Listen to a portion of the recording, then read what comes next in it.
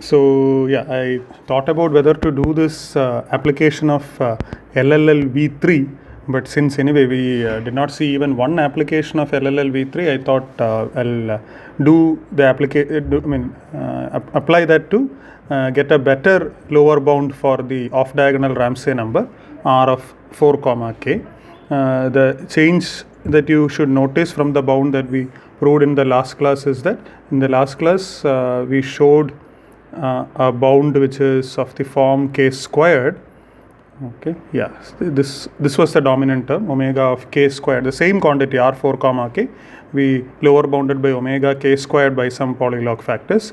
And in this lecture we will, again, this is almost, you could actually replace this minus epsilon by some, you could replace this by some k raised to 5 by 2 by some log to the times some, I don't know what number, log to the times mk. Right, but anyway, I mean, we are not being so strict about what we get, but this is the dramatic, I mean, this is the main improvement, right? From k squared, we are adding a half to the exponent, we are making it k to the power 5 by 2. Actually, this the easier application of LLL v3 should have been for R3 of k rather than R4 of k, but I'll leave that as an exercise in the tutorial. Okay, this R3 of k, there's a long derivation, so it will be good if you first follow this derivation and then try to repeat this derivation yourselves for the case of R3 of k to get a better feel of what is happening. Okay, so this will be the only the only result we will show in this lecture, but it will be long. Okay, so let's begin. Again, first few steps would be clear. We will choose, we have to show this lower bound means we have to find a find a two coloring of the complete graph Kn, where n is this number here, or let's say n is equal to some c, okay, n is equal to some constant times k to the power 5 by 2 minus epsilon.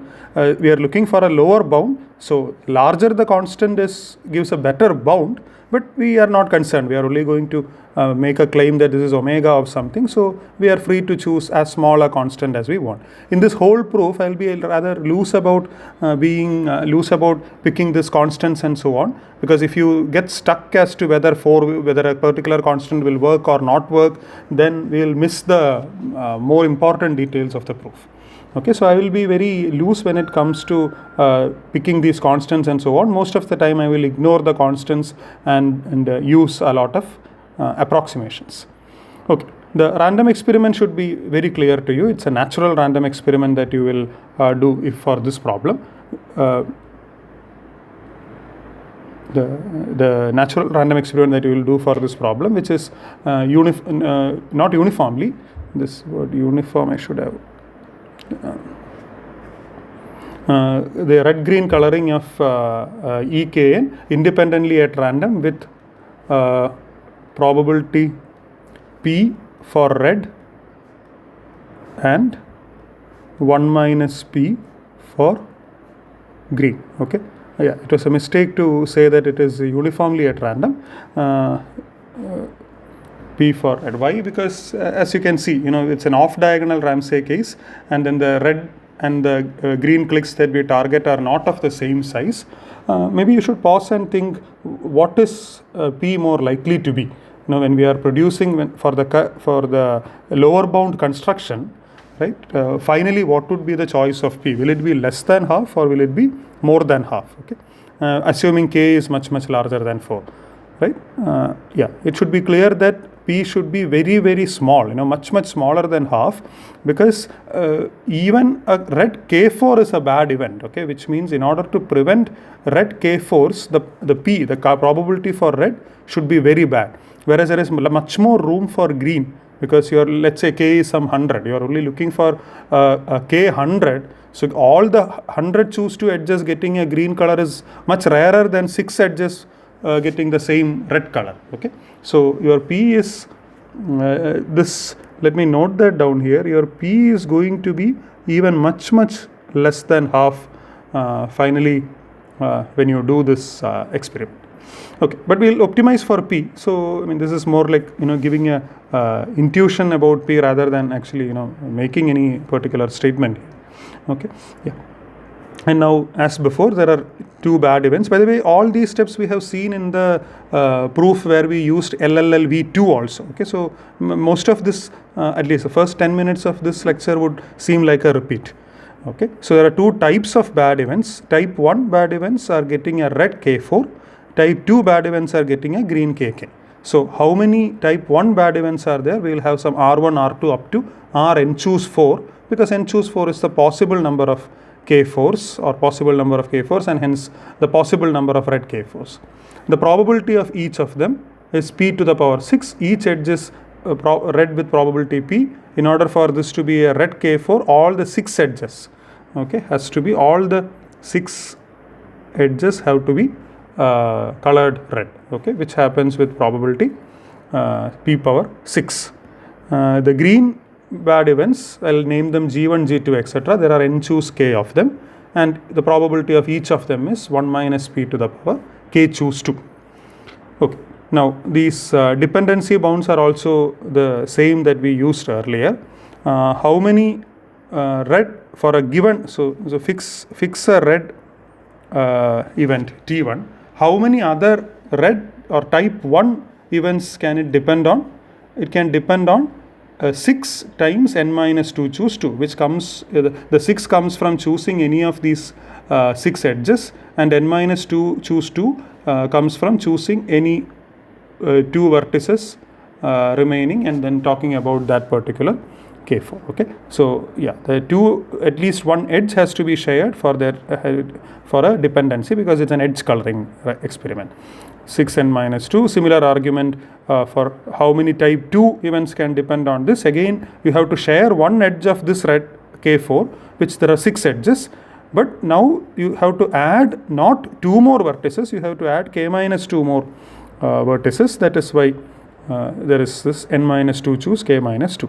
For a type 2 event, again the dependency argument is the same, but now you have k choose 2 edges from this event itself, which can cause a dependency. So that is why wherever you had 6 in the top row, you will have a k choose 2 in the bottom row. Okay, yeah. So this table kind of tells you the proof, gives you the hint at least to prove all these dependency relation, but we won't work with this tight quantities. We will only use these very loose upper bounds. Okay, so this you can verify. This is the first term. Again, I have ignored all the constants, right? So this is n squared, this is k squared n squared. These both I upper bound by n power k. Okay, because as we mentioned even in the last time, the dependency on type 2 events is almost like the entire collection of type 2 events. Okay, so I'll just bound them by n choose k, which again for analytical convenience I'll further bound by n power k. So this is the table that we will use in the rest of the derivation. Okay, this table is only for proving this table itself. Okay, now with this table in hand, now we are going to, till this point it was the same as in the previous lecture. Now we are going to apply LLLV3, okay, instead of LLLV2. So let me recall what was LLLV3. The basic context is the same across all versions of the Lovász local lemma. You have a series of sequence of events A1, A2, etc. up to some AM. Here, what are those events? The first n choose 4 events are these R1, R2, etc. n choose 4. The next n choose k events are G1, G2, etc. G n choose k. So in total, your number of events that you are talking about is n choose 4 plus n choose k. Right, and what is the requirement for Lovász local lemma's version 3 is that we should be able to identify some real numbers in the range 0, 1. Okay, some numbers xi, these are not probabilities directly, these are some real numbers in the range 0, 1 for each event. Okay, that's why there is an xi, 1 for each event. That's this is the number of events that I just spoke about, right?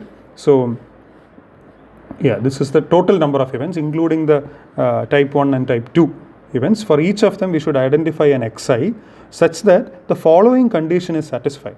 For every I, probability of ai should be upper bounded by this formula here, okay, by xi times the product of 1 minus xj where xj is all those events which are connected to, where xj corresponds to all those events aj which are connected to ai in the dependency graph. Okay, so in some sense this is the collection of events on which ai depends. As I keep saying, that's the technically that's wrong, rigorously that is wrong. I should rather say on all events except those indexed by di, ai is mutually independent too. But anyway, but yeah, that detail we have seen many times. Now you should focus on how this xi is kind of picture in this formula or in this inequality, and then if you can find such xi's and prove that this p of ai is satisfies this inequality for every I, you are done. Okay, then the proof is complete, because then the conclusion of the Lovász local lemma is that the union of all these bad events has probability strictly less than 1, and then we know the rest of the philosophy. Okay, so that's our aim. Okay, we are trying to find these xi. Okay, now this looks intimidating the first time because you have to find so many real numbers, right? N choose 4 plus n choose k real numbers. But then the problem has a symmetry. Even though we are using the asymmetric Lovász local lemma and so on, there are only two types of events. The red bad event, the type 1 and the type 2 bad events, and hence it's a very it's very we are very much justified in saying that we will invent the same xi for all the type 1 events, and the same maybe let's call it x, and a same xi, I mean not the first xi, but again the same value for xi for all the type 2 events. Okay, so instead of inventing instead of figuring out these many different numbers, we will only find two numbers. Okay, one let me call x and the other I will call as y. So x would serve as xi for all the type 1 events, and y will serve as xi for all the type 2 events. Okay, so that's our first simplification. But by the way, there is nothing like a correct xi. Whatever xi that works. That's all, right? So there is no point in asking, okay, why is the x same for all the type 1 events? I mean, we only want one x which will satisfy this bound.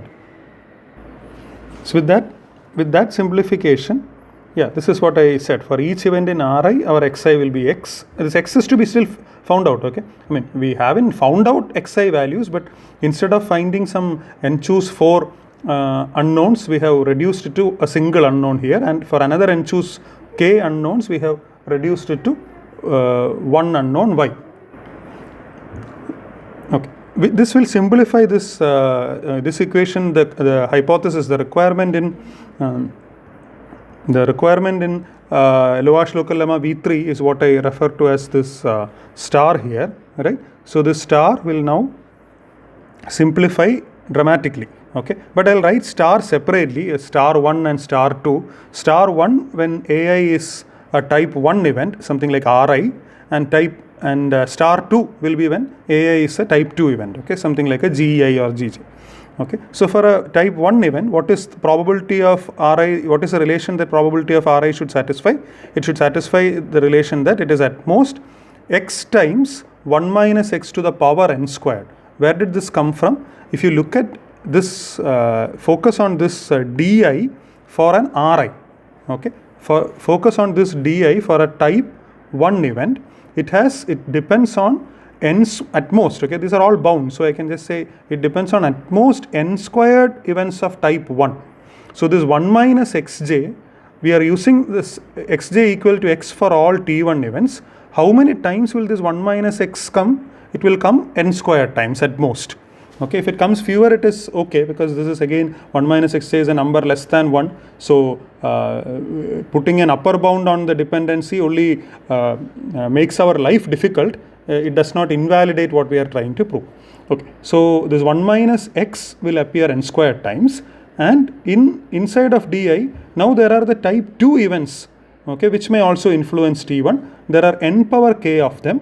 So for them, the factor is not 1 minus x anymore, it is 1 minus y, but that gets repeated n power k times. Okay, so yeah, with that now I hope this equation here makes sense, right?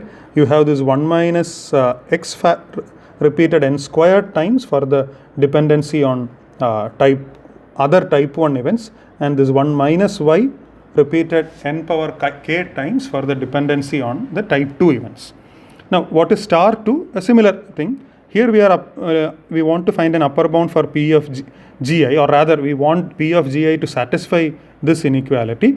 In this case, 1 minus x is repeats how many times? That's the number of type 1 events which will influence Gi, which is upper bounded by this k squared n squared. And 1 minus y, it's the same, the second column in the table was the same, right? And also we know we want these probabilities to satisfy these bound, but we also know exactly what are those probabilities, right? We know that this is p power 6 and this is 1 minus p power k choose 2, okay? So from this point onwards, it's all about satisfying two inequalities, right? We want, the first inequality is p power 6 is less than this. Second inequality is 1 minus p to the power k choose 2 less than or equal to this. It's just about satisfying these two inequalities. If you can, but all the guys, except I think n and k, everything in this expression, p, x as well as y are unknowns. Okay. Now, if you can find a p which is in the range 0, 1, or if you can find a p, x and a y, all three in the range 0, 1, such that these two equations are satisfied, the proof is complete. Okay, that is the state that we are in. So we will have to again make guesses, and we will have to kind of use our intuition, because there is not enough information to solve exactly for these three parameters p, x and y. That's beyond what information we have. We have to make informed choices for p, x and y. And we will attack one at a time. First we will figure out what is the best choice for p, then we will figure out what is the best choice for y, and then x. Okay, so the sixth step is what it is in the sixth step that we will find all these three terms and the three quantities p, y and x, and I'll call each of the task as 6a, 6b and 6c. Okay, so now 6a is to find p. Now, some of these guesses about p, x and y will not be just based on this two inequalities, right? That's too difficult, or at least I do not know how to do that. So I'll guess this p and x and y based on information that the intuition I have about the problem. Okay, yeah. So the first such intuition is that we know that this improvement that we hope this Lovász local lemma will give above the union bound comes from type 1 events. Okay, these type 2 events, since the dependency of any, whether the given event AI is a type 1 or type 2, its dependency on type 2 events, we really haven't made any improvement, right? In fact, in all the bounds that we are using, we are just using n choose k or even a worse bound n power k, right? So we know that this Lovász local lemma is not really going to play any magic as far as type 2 events is concerned. So for type 2 events, at least something like the union bound should be satisfied. Again, as I told you, this is not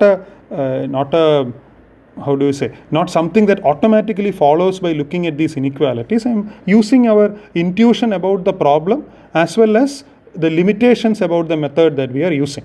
Okay, since ours Lovász local lemma is a enhanced version of the union bound, but for the type 2 event, since we know that this Lovász local lemma is not going to help much, we want to be, in order to play it safe, we want the union bound itself to be okay for type 2 events. Okay, so that is what this line here is saying, right? This n choose k is the total number of type 2 events, and 1 minus p to the power k choose 2 is the probability of a type 2 event occurring. Okay, probability of a green k click occurring.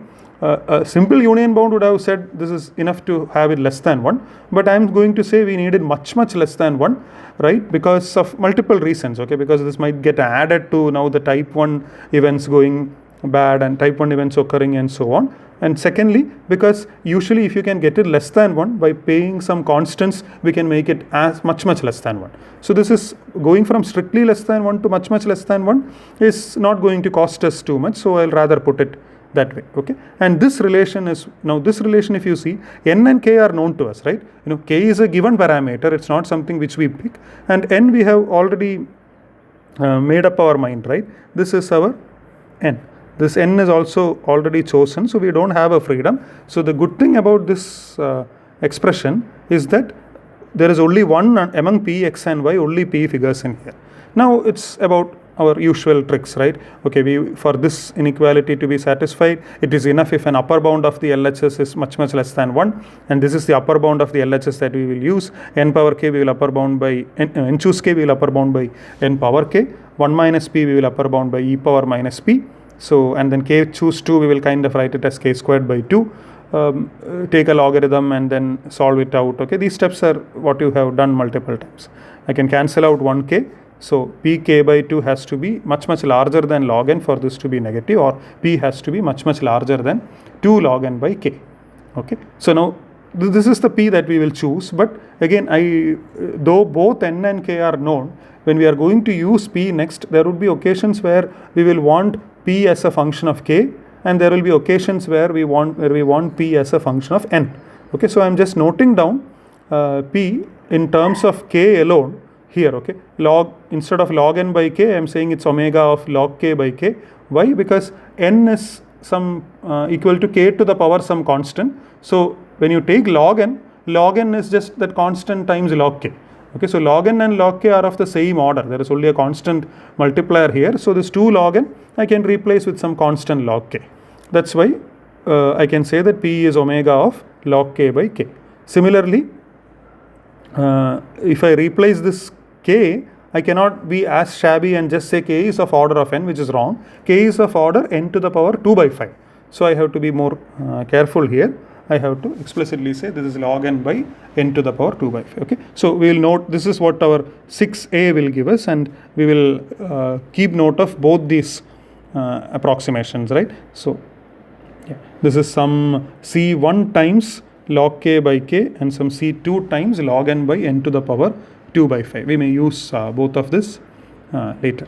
Okay. By the way, remember here what we are using, what we have written here I should have written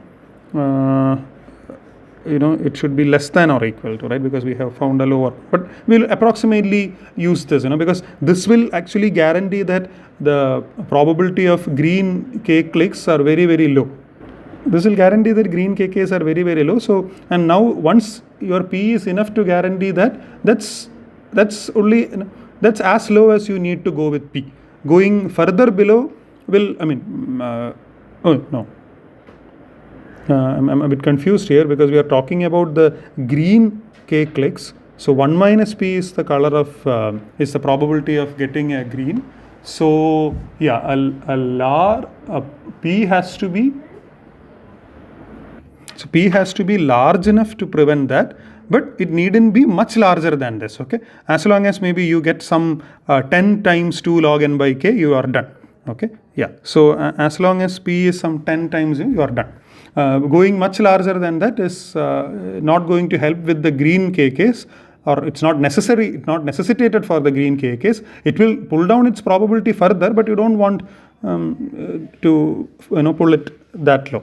We would rather keep this P at that level so that now your red K4s also have a small thing. Okay, so this is a subtle point. We have proved a lower bound for P in the sense that we are saying if P is something like 10 times this, that's enough for the type 2 events not to occur.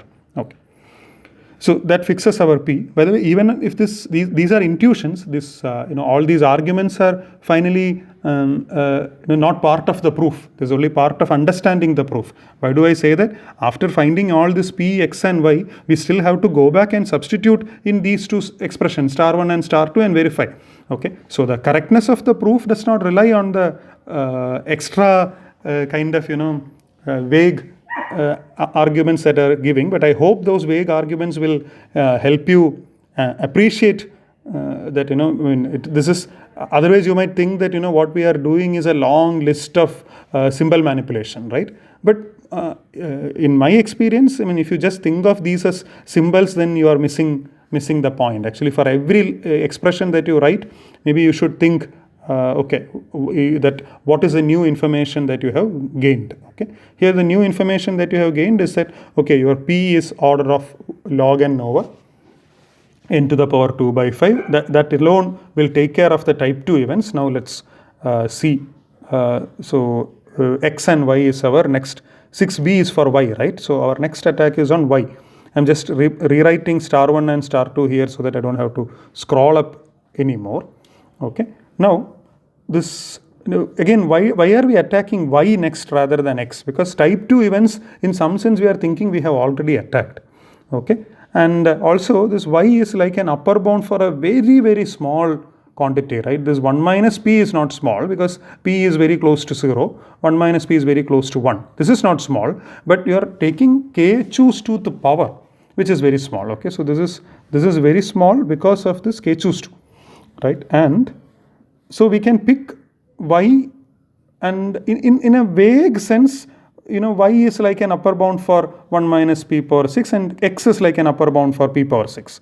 Okay, so in a vague sense, right, since this is very, very small, I can actually choose this 1 minus, I can choose this y also very, very small, so that this 1 minus y to the power n to the power k is at least a constant.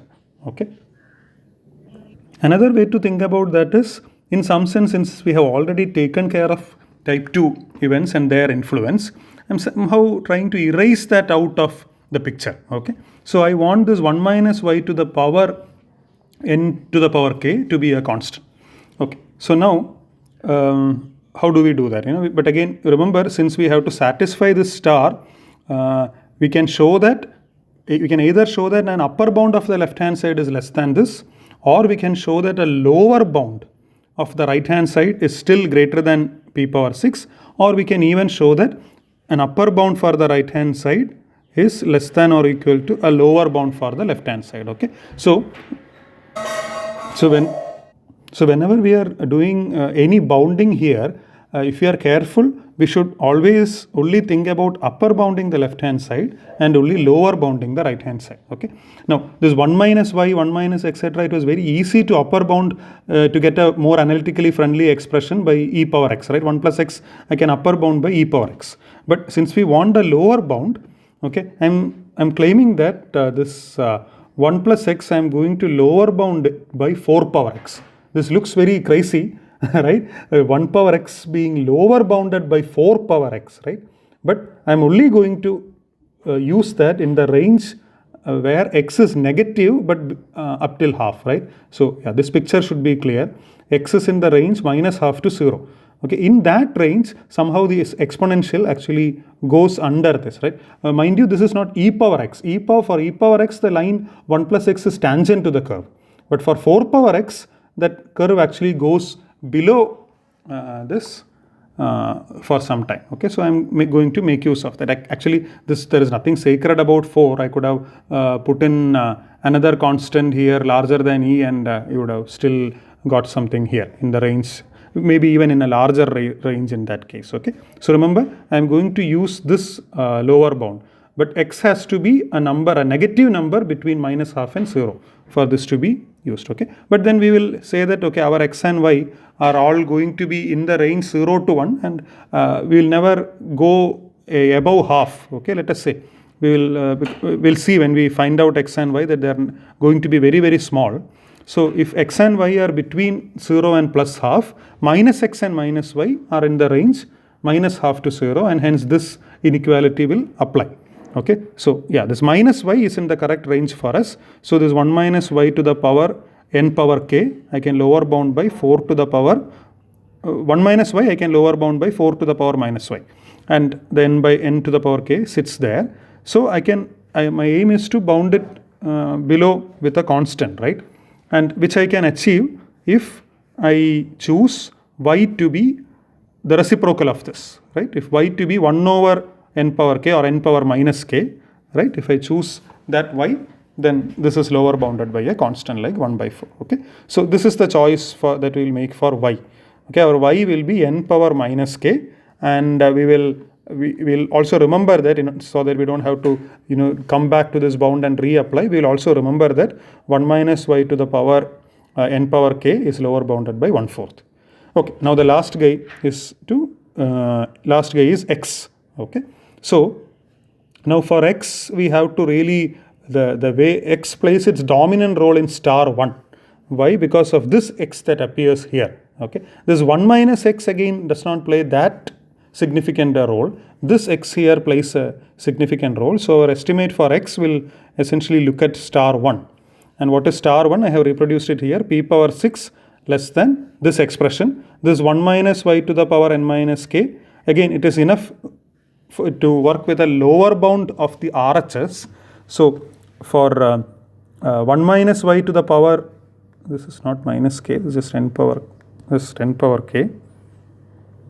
Okay, so for a lower bound of that, we already have 1 by 4. Okay, this is not 1. Okay, this is already a 1 by 4. Maybe I would have made some constant, some error in the calculations because of this, but it's okay, right? So that 1 by 4 should come here also. So p power 6 is at least, and this 1 minus x to the power n squared, again this 1 minus x, x is in the range 0 to half, so minus x is in the correct range for this inequality. So I can lower bound 1 minus x by 4 power minus x, and this n squared gets multiplied. Now what was our p? We had fixed it in 6a, remember, right?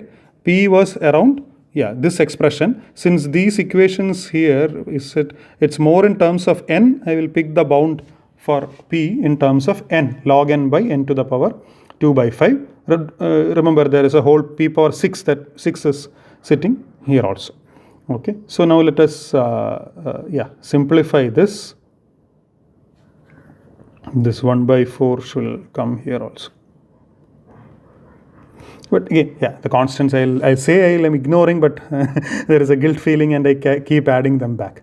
Okay, so now again, ignore the log for a moment. I can actually easily capture it by some n power epsilon, okay, or epsilon by 6. So this log n, I will kind of eat it up into some n power epsilon by 6. With the sixth power, it would just become an n power epsilon, right? So this log n to the power 6, I will upper bound by some n to the power epsilon by 6 by 6, that is this plus epsilon here. So focus more on the polynomial part. N to the power 2 by 5, power 6 will be n to the power 12 by 5. I just took it into the numerator and wrote it as n to the power minus 12 by 5. Okay, so this is the exponent is what is critical here. X is again what we are trying to estimate, that is sitting here. In two places, here and as well as here, right? But now again you can see that here the dominant x is going to be this x, right? Here it is easy to lower bound it. Again, think about this. This is 4 to the power some minus some quantity. If this quantity is very, very large, okay, if this quantity is very, very large, then this is going to 0. Okay, then this quantity is going to 0. But that's not what we want. We are looking for a lower bound for the right hand side. So we want this xn squared in magnitude to be very, very small. But we want x to be small. Okay, so let's keep that in mind. But then again, as we said, the elephant in the room is this x here. Well, let's first attack that x and see if this will automatically follow. Okay, so this x has to upper bound this guy here, right, n to the power minus 12 by 5 plus epsilon. So it is necessary that we put an x which is larger than that. Okay, so maybe this 4 might have to change to 16 and so on, but that's fine, it's only a constant, right? So we may have to pick a large constant times this guy here, n to the power minus 12 by 5 plus epsilon. Okay, if I pick as x, what happens to the 4 power this term? Now what is xn squared if you see? Right, once your x is something like, again, let me ignore the constant here. Okay, so just an unnecessary detail. Yeah, so if your x is of this order, n to the power minus 12 by 5, your x times n squared, right, you are adding a 2 to minus 12 by 5, which will leave you with a minus 2 by 5.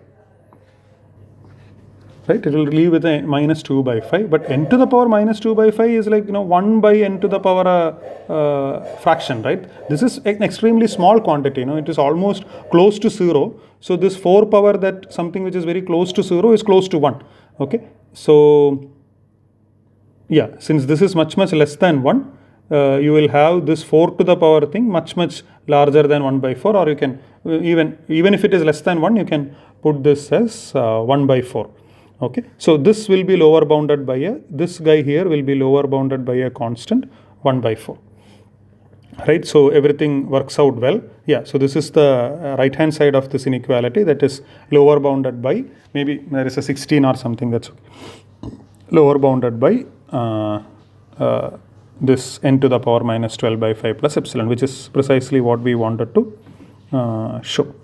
Yeah, so remember that plus epsilon is here also. Yeah, I have included that here. Yeah, so the 6c, the last piece of our puzzle, is x, and that is around, okay, I mean, maybe I am wrong about this 4, it would be something like 16, but it is, what is more important is that it is like n to the power minus 12 by 5, and in order not to repeat this calculation again, we will remember that 1 minus x to the power of n squared, that's what you see here, right, which we approximated by this 1 minus x to the power of n squared is what we approximated and said that it is at least 1 by 4. Okay, so we have all the pieces and we are ready to substitute and check if both star 1 and star 2 are satisfied. Okay, yeah, so I mean, like, let us say we just want to write down this proof and present it to in a book or in a journal. We can just do all these calculations in your rough book and say that, okay, this is my p, this is my x, this is my y. But all this calculation was to give you a feel of how people would come up with the choice of p, x and y, right? Yeah, but the correctness of the proof does not rely on the step 6, okay? The correctness of the proof does not rely on step 6, but but in my opinion, that's the heart of this analysis, okay? Not heart of this whole proof, but about all the ugly analysis part, the step 6 is the heart of it, how to figure out these kind of constants, okay? So once we have that constants, it's more mechanical. We are only checking whether the two inequalities are satisfied. So the first one, the left hand side is p power 6. I have noted all the things that we have figured out on this right side so that I don't have to scroll back too much times.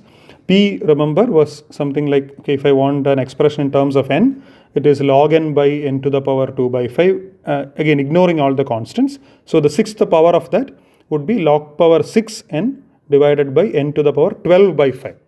Okay, so magically this 12 by 5 has come again. Not magically, yeah.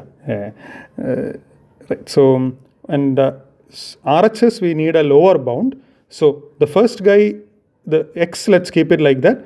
This is lower bounded by 1/4. This is also lower bounded by 1/4, right? So it's a lower bound of x by 16. And this x is n to the power minus 12 by 5 plus epsilon, right? So even a very, very small epsilon, that n to the power epsilon is enough to beat or enough to dominate this log to the power 6n, right? Even if epsilon is very small, so I can actually claim that for every epsilon greater than 0, this is true.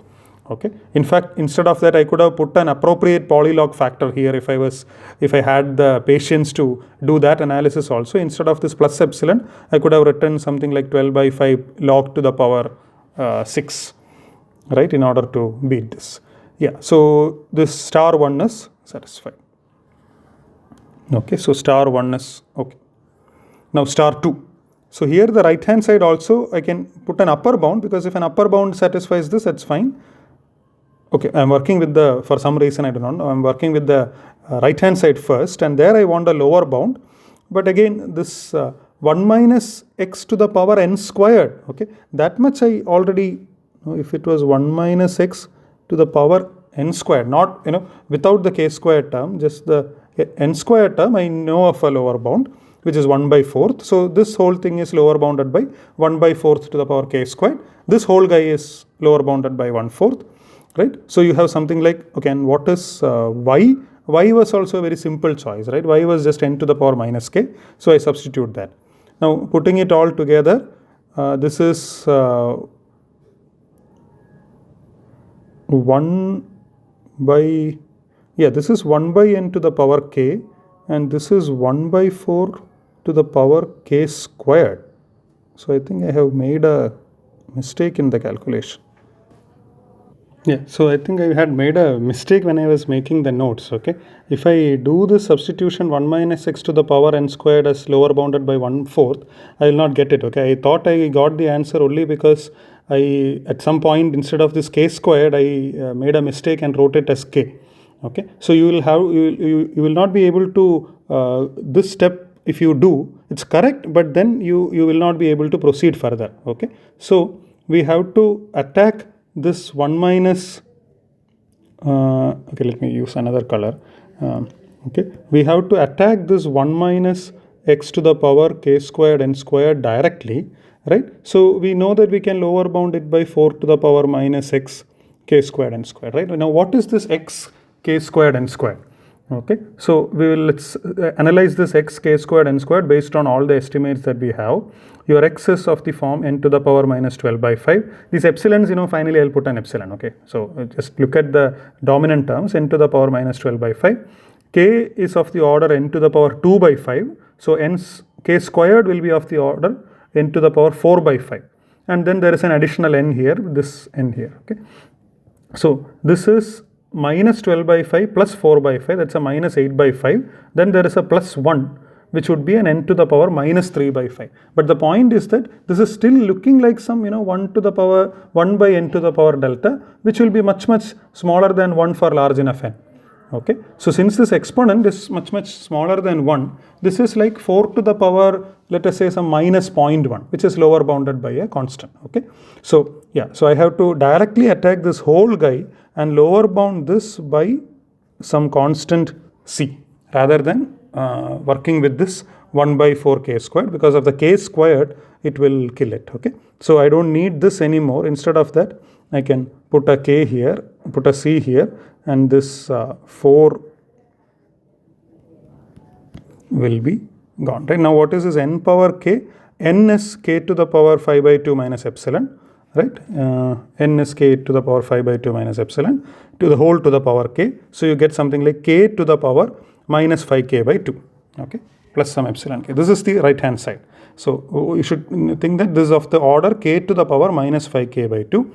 What is the left hand side? 1 minus p is upper bounded by e raised to minus p. So e raised to minus p, k choose 2. So that is p we already know, something like log k over k. K choose 2, the k I write it as k squared by 2. 1k goes off, leaving something like e to the power minus log k and a constant.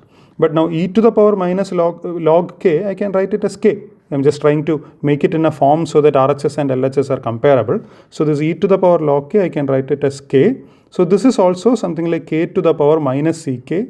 This is k to the power minus 5 by 2 ck. And we want the LHS upper bound to be lower, which means by picking a appropriate constant, a constant that is, I can choose any constant here, right? Because of the choice I have in p, right? So by picking the appropriate constant here, I can make this larger than 5 by 2 plus epsilon, and hence your LHS would be less than RHS. So your star 2 will also be verified, and that's all that we need, right? LLLV3's hypotheses are satisfied. The conclusion is what we need. Rest is our usual philosophy. Okay, so yeah, as I said, you can use this to show our 3k lower bound. We had only shown 3 by 2, k to the power 3 by 2, both using alteration method as well as Lovász local lemmas LLLV2. Okay, as in the tutorial, maybe we will try to do it for this version. Okay, thank you.